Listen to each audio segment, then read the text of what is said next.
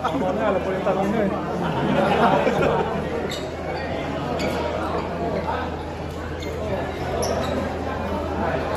Hoy! Hoy! Sa'yo ba ang muling alakak? Parang ganun siya. Happy lang ako na siyempre nanalo kami. Siyempre, hindi naman mahirap itong series eh. Hindi madali itong series na ito eh. Sobrang nahirapan din talaga kami. Siyempre, hindi yung fans. And then, no adjustment ng kabilang team. Pero down the stretch, I think we wanted more down the stretch. And then, we execute well, we execute our plays, and then we stick to our defense. And hindi na namin pinakawalan, kinuha na namin. Kasi hindi naman nila ito ibibigay eh. Diba? So, yun. Happily, kami yung nanalo, kami yung nanalo sa series na ito. So, masaya ako. Alam ko maraming malungkot, pero ganun talaga, ganun yung basketball eh. Mananalo, may natalo, di ba? Yun lang.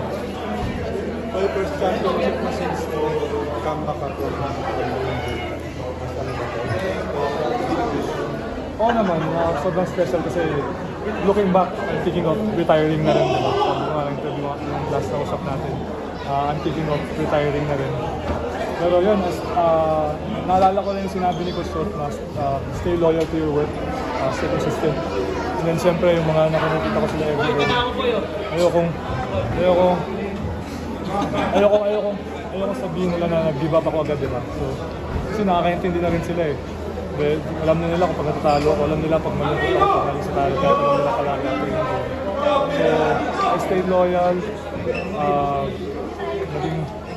naging pusag din yung support system ko, yung family ko, and siyempre yung team ko. Bigyan nila ako ng advice na kaya ko pa. So yun, and then it shows na kaya ko pa nga talaga. Diba? Yun lang talaga, hindi lang ako nag-give up sa sarili ko. And then my teammates and my family, hindi nag-give up sa akin. And siyempre si Lord, hindi nag-give up sa akin. Paano mo ma-describe yung pag-handle mo dun nga sa mga years mo na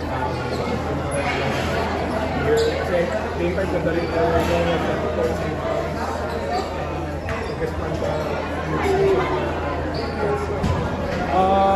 ano lang, mas focus na ako sa kaya ko i-control, which is sarili ko. Although may mga time na nakikita nyo na may mga nangyayari, may mga ano, pero sobrang bilis lang, quick turnaround lang. Kasi alam ko gano'n ako ka-importante sa team. Alam ko kung ano yung kaya kong gawin, yung inside ako. So, yun lang, nag-focus ako sa sarili ko, hindi ako nag-focus sa outside noise. And then sabi nga ng wife ko, imaginary earplug. Pero kahit na-imagine, maririnig mo pa rin talaga eh, di ba? So, it's better to ignore it kasi tayo nga sabi ko kanina, may gawin ka o wala, may masasabi yung tao, di ba? Might as well gawin mo yung tama. May sabihin man sila o wala, at least yung ginagawa mo tama, di ba? So, sa kanila na yun. So, what they gonna say now?